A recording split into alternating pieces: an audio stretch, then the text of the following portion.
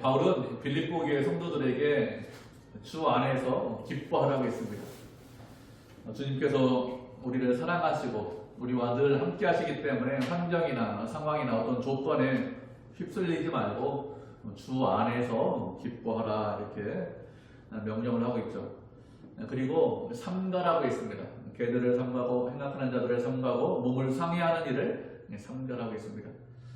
바울이 계속해서 삼가라, 조심하라, 주의하라 이렇게 권면하고 있는 것은 우리가 신앙생활을 하면서 하나님 보시기에 합당하게 생활하고 믿음으로 살려고 하면 조심하고 주의해야 되기 때문에 그렇습니다. 믿음으로 살려고 하는데 늘 방해하는 외부의 세력이 있습니다. 그 외부의 세력은 우리를 늘 넘어뜨리기 위해서 시험하고 유혹합니다. 그런 시험과 유혹에 빠지지 않고 넘어가지 않기 위해서 삼가라 이렇게 계속해서 여러 번 권면하고 있는 것이죠. 빌립보 교회도 마찬가지예요. 은혜로 살려고 합니다. 믿음으로 살려고 합니다. 그런데 방해하는 세력이 있었습니다. 그들이 누구냐 하면 율법주의자들이죠. 율법주의자들은 그리스도를 믿는 믿음으로만 구원받는 것이 아니라 그 믿음에 율법을 더해야 할례를 행하고 정결법을 지키고 율법을 지켜야 그래야 구원받을 수 있다 이렇게 생각을 했습니다. 그 당시에 그렇게 가르치는 거짓 교사들이 상당히 많이 있었기 때문에 성도들을 보호하기 위해서 삼가라고 계속해서 권면하고 있는 것이죠. 우리가 말씀대로 살려고 합니다. 믿음으로 살려고 하는 거죠. 그렇게 말씀대로 살려고 하는 것은 구원받았기 때문에 그렇게 사는 거예요. 그죠? 그렇게 살아야 거꾸로 구원받는 것이 아닙니다. 순서가 바뀌면 안 된다고 했어요. 그렇게 살아야 구원받는다 이렇게 생각하는 것은 잘못 생각하는 것입니다.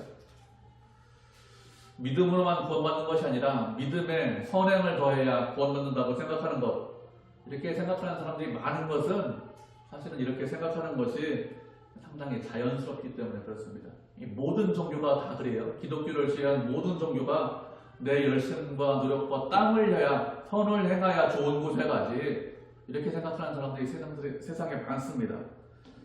그렇지만 예수님을 믿는다는 것은 그런 의미가 아닙니다. 내 노력과 열심으로 구원받는다는 것이 아닙니다.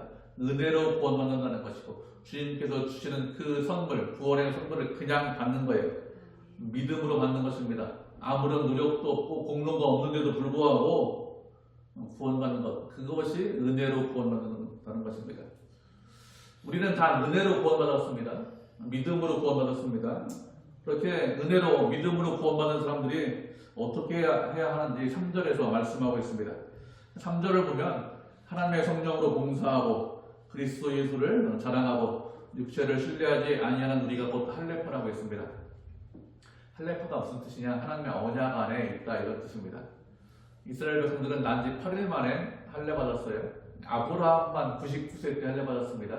믿음의 조상이기 때문에 99세 때 할례 받았고 아브라함의 아들 이삭은 난지 8일 만에 그 이삭의 아들 야곱도 난지 8일 만에 할례를 받았습니다. 태어난 지 8일 만에 할례를 행하는 이유가 무엇인가 하면 하나님께서 그렇게 말씀하셨기 때문에 난지 8일 만에 할례를 행했습니다. 난지 8일 만에 할례를 행할 때는 안식일에도 할례를 행했어요. 할례가 그만큼 중요하고 의미가 있기 때문에 안식일인데도 쉬지 않고 그냥 할례를 행했습니다. 난지 8일 만에 할례를 행했다는 것은 그 사람이 하나님의 언약 안에 약속 안에 있는 약속의 백성이라는 뜻입니다. 언약의 백성이다, 약속의 백성이다 이런 뜻은 하나님께서 지키고 보호하신다는 것입니다. 그런데 그렇게 몸에 할례를 행하는 사람, 몸을 상하게 하는 사람, 그 사람이 하나님의 언약 안에 있는 것이 아니라 우리가 할례파라고 했습니다. 우리가 하나님의 약속 안에, 하나님의 언약 안에 있는 자들이라는 뜻이죠. 3절을 보면 그런 사람들이 어떻게 한다고 했는가 하면 성령으로 봉사한다고 했습니다. 성령으로 봉사한다고 했는데 다른 말로 하면 성령으로 예배드린다 이런 뜻입니다.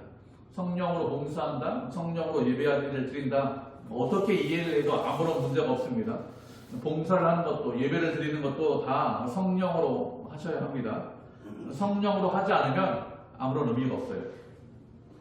그러면 성령으로 예배를 드린다는 것이 무슨 뜻일까요?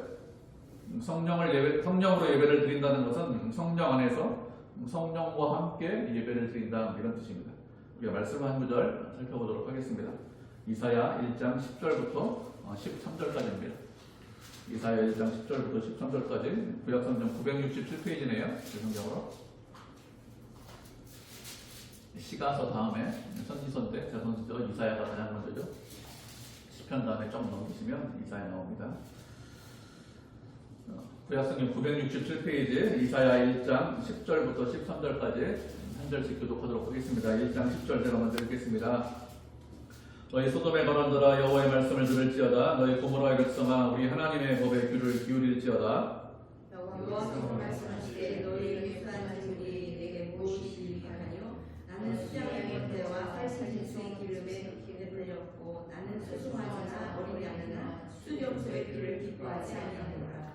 너희가 내 앞에 보이로우니 이것을 누가 너희에게 요구하였느냐? 내 마당만 밟을 뿐이니라. 어떤 재물을 다시 가져오지 말라. 그냥 내가 가지게 여기다가요. 월삭과 안식일과 대회로 모이는 것도 그러하니 성령이 아울러 악을 행하는 것을 내가 견디지 못하게 두라. 아멘.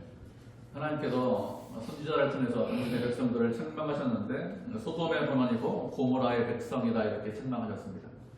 소돔과 고모라의 권한이다 백성이다 이렇게 책망하시는 것은 죄로 인해서 그만큼 썩었고 부패했다는 것입니다.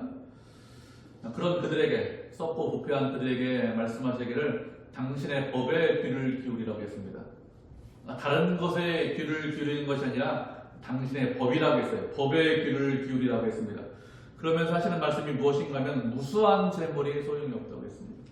하나님께서 순양의 번제와 살찐 짐승의 기름에 배가 부르셨고 어린 양의 피나 순염소의 피를 기뻐하지 아니하신다 이렇게 했습니다. 그러면서 주님께서 주의 백성들이 당신의 백성들이 주님 앞에 오는데 누가 그렇게 오라고 요청했느냐 요구했느냐 이렇게 말씀하셨습니다. 그들은 와서 성전의 마당만 밟을 뿐이라고 했습니다.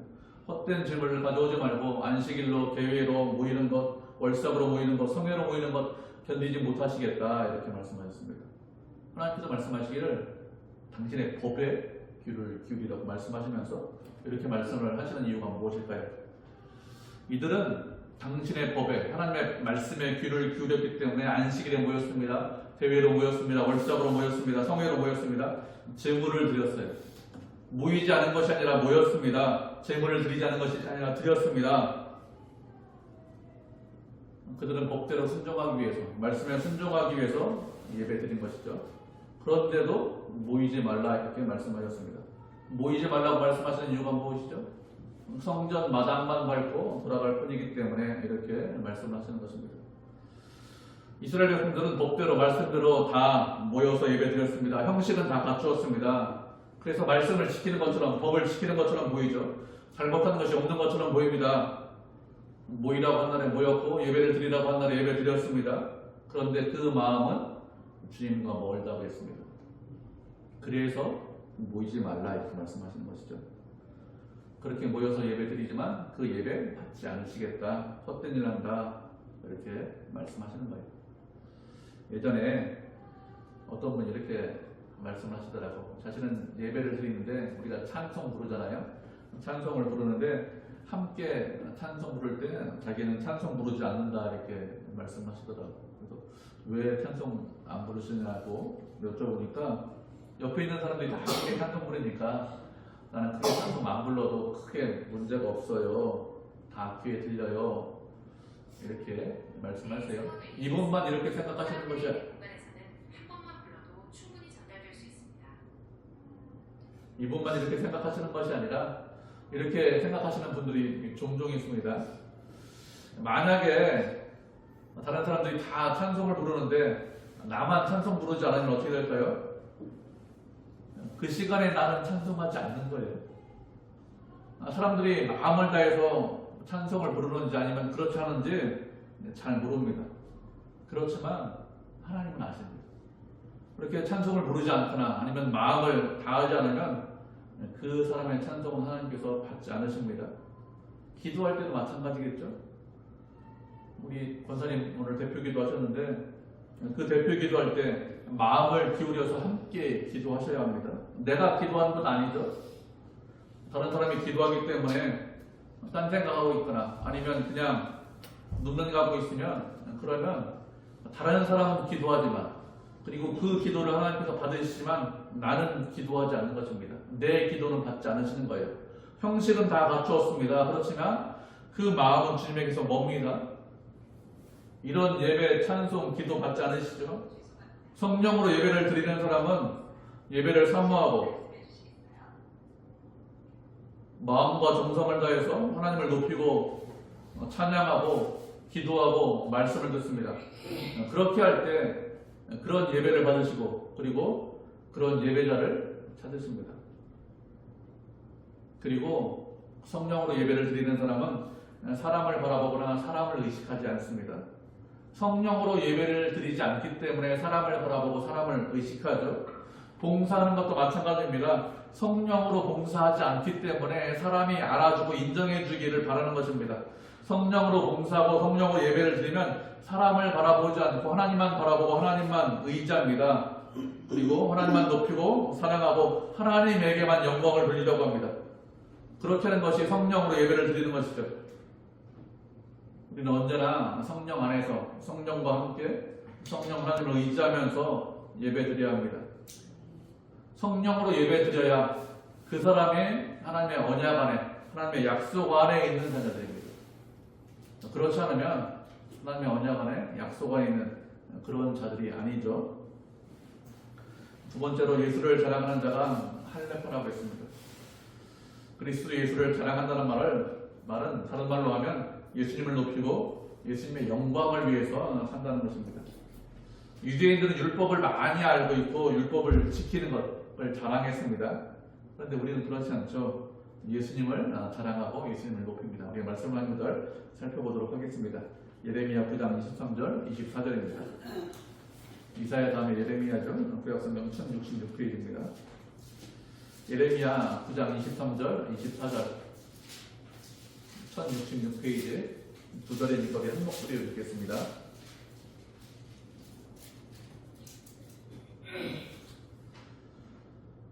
네, 찾으셨죠?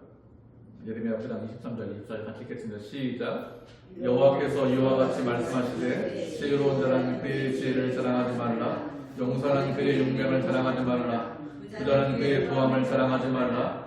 자랑하는 자는 이것으로 자랑할지니 곧 명철하여 나를 아는 것과 나 여호와는 사랑과 정의와 공의를 땅에 행하는 자인 줄을 깨닫는 것이라. 나는 이 일을 기뻐하노라. 여호와의 말씀이니라. 아멘. 하나님께서 지혜로운 자는 지혜를 자랑하지 말고 용사는 그 용맹한 것을 자랑하지 말고 부자는 그 부함을 자랑하지 말라 이렇게 말씀하셨습니다. 사람들은 다른 사람들보다 좀 뛰어나고 훌륭하다 이렇게 생각하면 자랑합니다. 지혜와 용기와 부자, 부한 것 이런 것 나쁜 거 아니죠. 세상을 살아갈 때 꼭 필요한 것들입니다. 이런 것들을 가지고 있으면 사람들이 부러워합니다. 사람들이 부러워하는 이유가 무엇인가 하면 이런 것들이 좀 있으면 세상을 살아갈 때 편하게 살 수 있어요. 그래서 부러워합니다. 그래서 이런 것들이 있으면 자랑하고 뽐내죠. 그런데 하나님께서는 이런 것들을 자랑하지 말라 말씀하셨습니다. 무엇을 자랑하라고 했죠? 당신을 아는 것을 자랑하라고 했습니다. 주님은 사랑과 정의와 공의를 이 땅에 행하시는 분이고 이런 일을 행하는 것을 기뻐하신다고 했습니다. 이 말씀에 따라서 바울은 자랑하는 자는 주 안에서 자랑하라고 했습니다. 주님 안에서 자랑하라고 말씀을 하는 것은 모든 것이 주님 안에 다 있기 때문에 주 안에서 자랑하라고 하는 것이죠. 자랑한다 이렇게 말씀하고 있는데 자랑하는 것이 무엇일까요? 자랑한다는 것은 큰 소리로 떠든다는 것입니다. 여러분 자랑하는데 조그만 소리로 속삭이면서 자랑하는 사람 보신 적 있나요? 그런 사람 없습니다. 자랑하는 사람은 주변 사람들하고 상관없이 내가 자랑하고 싶은 것들을 큰 소리로 떠들어요. 이렇게 큰 소리로 떠드는 이유가 무엇인가 하면 자신이 가지고 있거나 아니면 무엇을 성취했으면 그것이 뛰어나다, 훌륭하다 이렇게 인정되기 때문에 아주 명예롭다라고 생각되기 때문에 큰 소리로 떠드는 것이죠. 예전에 권사님들 모시고 어디를 갈 때가 있었어요. 근데 그 중에 한 분이 손주 자랑 하시더라고요. 그러니까 주변에 있는 분들이 손주 자랑하려면 돈 내고 자랑해야지 이렇게 해요. 어떻게 하셨을까요? 그렇지, 돈 내고 자랑할 거야. 하고서 돈 내고 자랑하시더라고요. 맛있는 거 사 먹었습니다, 간식. 손주가 너무 예쁘고 좋아서 돈 내고 자랑하는데 하나도 아깝지 않다는 거예요. 자랑하려고 하는 사람은 이렇게 아깝지 않죠. 자랑하고 싶은 사람 큰 소리로 주변 사람들 다 알게 떠듭니다. 손주 자랑하는 거죠. 또 그렇게 자랑하는 것 기뻐하고 즐거워해요. 이상하다. 내가 이렇게 큰 소리 떠드는데 창피하다. 뭐 잘못된 거 아니야. 이렇게 생각하지 않습니다. 그렇게 생각하지 않고 당연하지. 큰 소리로 떠들어야 돼. 누구나 다 알아야 돼. 이렇게 생각합니다. 예수님을 자랑하라고 했습니다. 예수님을 자랑한다는 것은 기뻐하고 즐거워해서 큰 소리로 주변 사람들에게 알게 하는 것. 그게 예수님을 자랑하는 것이죠. 예수님을 자랑하는 사람이 할례파라고 했습니다. 우리가 우리 자신을 살펴보셔야 됩니다. 무엇을 자랑하고 계신지, 누구를 자랑하고 있는지 살펴보셔야 합니다. 예수님을 자랑하고 있는지, 기뻐하고 있는지, 아니면 그렇지 않은지 자기 자신을 살펴보셔야 됩니다. 예수님이 아닌 다른 것을 자랑한다면, 예수님을 자랑하지 않는다면 그 사람은 할례파가 아니에요. 예수님을 믿는다는 것이 무엇이죠? 예수님에 대해서 언제나 이야기하는 것입니다. 예수님을 높이고 찬양하는 것입니다. 자랑하는 것입니다. 주변에 있는 모든 사람들이 알게 떠드는 거예요. 그리스도에 대해서 말하고 싶어 합니다. 떠들고 싶어 합니다. 그게 그리스도인입니다. 쉬지 않고 예수님에 대해서 이야기합니다. 그게 크리스찬입니다. 바울이 고린도에서 복음을 전할 때 말과 지혜의 아름다운 것으로 복음을 전하지 않았다고 했습니다. 좋은 언변으로, 수사학을 통해서, 아니면 지혜를 가지고, 철학을 가지고 복음을 전하지 않았다는 것이죠. 그렇게 복음을 전하지 않고 어떻게 복음을 전했는가 하면 예수 그리스도와 그가 십자가에 못 박히신 것 외에는 아무것도 알지 아니하기로 작정했다고 했습니다. 다시 말하면 그리스도만 자랑하고 그리스도만 높이고 그리스도만 뽐내고 그리스도에게만, 예수님에게만 영광을 돌리기로 그렇게 했다는 것입니다. 바울이 말을 잘 못하거나 철학적인 지식이 부족하기 때문에 이렇게 한 것이 아니죠. 주님만 높이고 주님만 자랑하고 주님만 뽐내고 영광을 돌리는 것으로 얼마든지 복음을 전할 수 있다는 것입니다. 예수님을 믿는다고 고백하십니까? 그러면 주님을 자랑하셔야 돼요. 그런 사람이 믿음의 사람입니다. 그렇게 주님을 자랑하는 사람이 하나님의 언약 안에, 약속 안에 있는 사람입니다. 그 사람이 할례파예요. 그렇지 않으면 할례파가 아니라고 했습니다. 주님을 자랑하셔야 돼요. 그러면 우리가 주님을 자랑해야 되는 이유가 무엇일까요? 우리가 주님을 자랑해야 되는 이유는 주님께서 모든 만물의 주인이시기 때문에 그렇습니다. 이 세상에 있는 모든 만물을 주님께서 창조하셨습니다. 나를 창조하셨습니다. 내 주인이십니다. 모든 만물이 그로 말미암아 존재하죠. 우리의 주인이시기 때문에 예수님을 자랑하고 찬양하는 것이 마땅하죠. 그리고 주님께서 나를 위해서, 우리를 위해서 이 땅에 오셨습니다. 예수님은 본래 하나님과 동등하신 분입니다. 하나님이십니다. 하나님의 본체시죠. 그런데 그 모든 것을 다 버리고 이 땅에 오셨습니다. 누구를 위해서 오셨는가 하면 나를 위해서 이 땅에 오셨습니다. 나를 사랑하셔서 나를 위해서 십자가를 대신 지셨습니다. 나를 대신해서 죽은 사람이 있나요? 그런 사람 없죠. 세상에서 어떤 사람을 대신해서 죽으면 그 사람 참 의인이다 이렇게 칭찬합니다. 누가 나를 대신해서 죽었으면 그 사람은 대신 죽은 사람을 평생 잊지 못하겠죠. 평생 감사할 것입니다. 그때 내가 죽었어야 되는데 내 대신 죽었으니 평생 감사하며 살겠죠. 그런데 예수님께서 나를 위해서 죽으셨습니다. 그것도 내 죄를 위해서 죽으셨어요. 다른 것을 위해서 대신 죽으신 것이 아니라 내 죄를 위해서, 내가 죄를 용서받아야 되는데 용서받지 못하기 때문에 용서받게 하기 위해서 죽어야 되는 죄인데 대신 죽으셨습니다. 주님께서 나를 위해서 대신 죽으셨기 때문에 우리가 하나님과 화평하게 되었습니다. 우리는 하나님의 진노 아래 있는 자녀죠.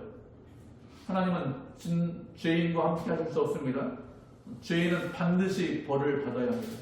그것이 하나님의 공의예요.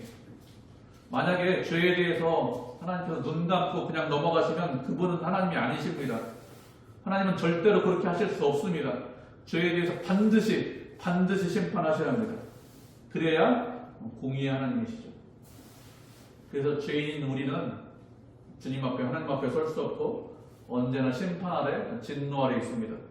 그런데 예수님께서 우리의 죄를 대신해서 죽으심으로 인해서 더 이상 진노 아래, 심판 아래 있지 않습니다.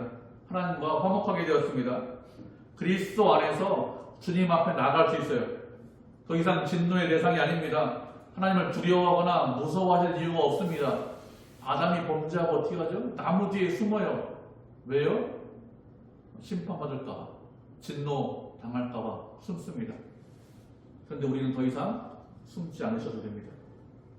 주님 앞에 나갈 수 있습니다. 이렇게 된 것은 우리의 죄를 위해서 대신 죽으셨기 때문에 우리가 담대하게 주님 앞에 나갈 수 있는 것이죠. 하나님을 알지 못했습니다. 하나님을 두려워했습니다. 그렇지만 더 이상 두려워하지 않으셔도 됩니다. 하나님과 화목하게 되었어요. 이거 하나만 가지고도 주님을 자랑할 수 있습니다. 예수님을 높일 수 있습니다. 찬송할 수 있습니다. 기뻐할 수 있습니다. 누가 우리를 이렇게 만들 수 있을까요? 어느 누구도 이렇게 만들지 못합니다. 세상 사람들은 하나님을 만나기를 원하고 있어요. 그래서 하는 일이 무엇인가 하면 고행하죠. 선행합니다. 또 어떤 사람들은 열심히 공부합니다. 철학을 통해서, 학문을 통해서 하나님 만날 수 있다고 생각하죠. 그런데 그런 사람들 중에서 하나님 만난 사람 한 사람이라도 있나요? 인간의 노력과 열심으로 하나님을 만날 수 있다고 생각하나요? 아무리 땀을 흘리고 노력을 해도 인간 스스로 열심으로 주님 앞에 나갈 수 있는 사람 아무도 없습니다. 우리가 살아가면서 깨닫는 것이 무엇인가 하면 우리가 악하다는 것, 인간이 악하다는 것을 깨닫고 또 많이 부족하다는 것을 깨닫습니다. 스스로의 노력과 열심으로 우리가 죄를 없앨 수 있나요? 그런 방법을 알고 계십니까? 죄가 무엇인지는 알고 있습니다. 그런 짓을 하면 나쁘다, 죄다, 이것도 다 알고 있습니다. 그런데 죄를 없애거나 죄를 용서받을 수 있는 그런 방법을 알고 계십니까? 그런 방법을 모르죠. 그래서 인간이 부족하다, 아무것도 아니다, 무기력하다, 이것을 깨닫게 됩니다. 노력하면 노력할수록 느끼는 것이 무엇인가 하면 절망밖에는 느끼는 것이 없습니다. 우리가 세상에서 다 열심히 살아보셨죠? 우리 힘으로 열심히 살았습니다. 우리 힘으로 열심을 내고 노력을 했습니다. 죄를 없애보신 적이 있으신가요? 할 수 없다는 것 다 알고 계시죠? 그래서 이곳에서 예배드리는 것입니다. 그렇지 않으면 누가 예배드립니까? 젊은 사람들 잘 몰라요. 세상을 잘 모르기 때문에, 젊기 때문에 내 힘과 내 능력으로 무엇을 할 수 있다고 생각합니다. 살아보면 살아볼수록 느끼는 것이 절망이죠. 인간의 노력과 열심으로 할 수 있다는 것이 없다는 것을 알게 됩니다. 그래서 주님 앞에 나오는 것이죠. 우리 힘으로 아무것도 할 수 없다는 것을 깨닫지만 또 깨닫는 것이 무엇이냐? 예수님을 통해서 하나님과 화목하게 되었다는 것도 깨닫게 됩니다. 예수님을 통해서 화목하게 되었기 때문에 무엇을 알게 되었는가 하면 이전과 다른 삶이 있다는 것을 우리가 알게 되었습니다. 예수님 믿기 전에, 예수님을 알기 전에는 세상이 전부라고 생각했죠. 그런데 예수님 믿고 난 이후에 우리의 삶이 바뀌었습니다. 우리가 알고 있던 세상이 전부가 아니라는 것을 알게 되었습니다. 주님과 함께하고 주님의 은혜로 사는 것이 무엇인지 알게 되었죠. 이전에는 깨닫지 못했는데, 이전에는 알지 못했는데 이제는 알게 되었습니다. 예수님의 은혜로 구원받고 보니까 알게 되었어요. 혹시 구원받기 전으로 돌아가고 싶은 분 계신가요? 그런 분 아무도 안 계시죠? 주님의 은혜와 사랑에서 멀어지고 싶은 분, 그런 분 계신가요? 그런 사람도 안 계실 것입니다. 과거로, 이전으로 돌아가겠다, 이런 분들 없죠? 그리스도 안에 있을 때만 온전하고 그리스도 안에 있을 때만 평안할 수 있습니다. 다른 방법이 없습니다. 그렇기 때문에 주님 안에, 그리스도 안에 있으려고 하는 것이죠. 이것만 가지고도 주님을 얼마든지 자랑하고 찬송할 수 있습니다. 이런 마음의 참 평안, 그리스도 안에 있을 때만 우리가 얻어요. 우리가 경험적으로 알 수 있습니다. 우리가 지금 평안하죠? 주님 안에 있기 때문에 그렇습니다. 자랑할 수 있습니다. 친구들 만나고 직장에서 사람들 만나면 평안한 거 얼마든지 자랑할 수 있어요. 나 주님 때문에 평안하다. 그게 그리스도입니다. 그리고 예수님은 곧 길이시고 진리시고 생명이시죠. 예수님을 떠나서 길이 어디인지 알지 못합니다. 수많은 길이 있어요. 인생길이. 그런데 어떤 길이 바른 길인지 알고 계십니까? 어떤 길이 잘못된 길인지 알고 있나요? 그런데 예수님께서 길이십니다. 예수님 안에 있고 주님과 함께하면 언제나 항상 바른 길로 갈 수 있습니다. 예수님만 진리시죠? 세상 사람들이 진리를 찾기 위해서 평생 씨름합니다. 평생 씨름한 사람들이 진리가 어디 있는지, 진리가 무엇인지 깨닫는 사람 있나요? 그런 사람 없습니다. 아무리 노력을 하고 열심을 해도 진리가 무엇인지 알지 못합니다. 예수님께서 진리이신데 다른 곳에 가서 찾아 헤매고 있습니다. 찾지 못하죠? 그 예수님께서 진리십니다. 그리고 그리스도 안에만 생명이 있습니다. 다른 곳에 생명이 없죠? 생명이 있는 우리는 그리스도 안에만 생명이 있다는 것을 알고 있습니다. 생명이 있기 때문에 살아있는 것과 죽은 것의 차이가 무엇인지 알고 있습니다. 예수님 밖에는 생명이 없어요. 생명이 없기 때문에 그리스도 밖에 있는 사람들은 자신이 죽었는데 죽었는지도 몰라요. 참 생명은 그리스도 안에만 있습니다.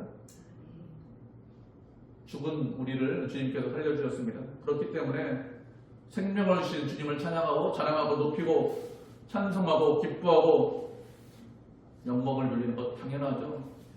주님을 믿으면 당연히 주님을 자랑해야 됩니다.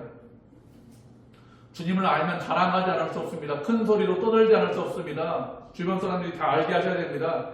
자랑하지 않으면 주님을 알지 못하는 것입니다. 주님을 알면 알수록 더 자랑하죠.